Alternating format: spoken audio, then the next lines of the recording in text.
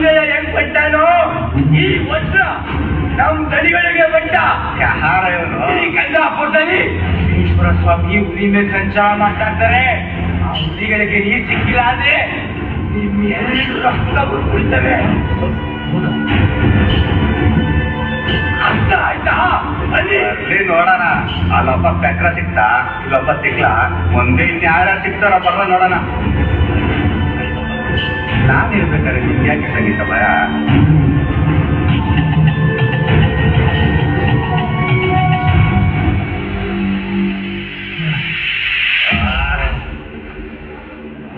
ಇಲ್ಲಪ್ಪ,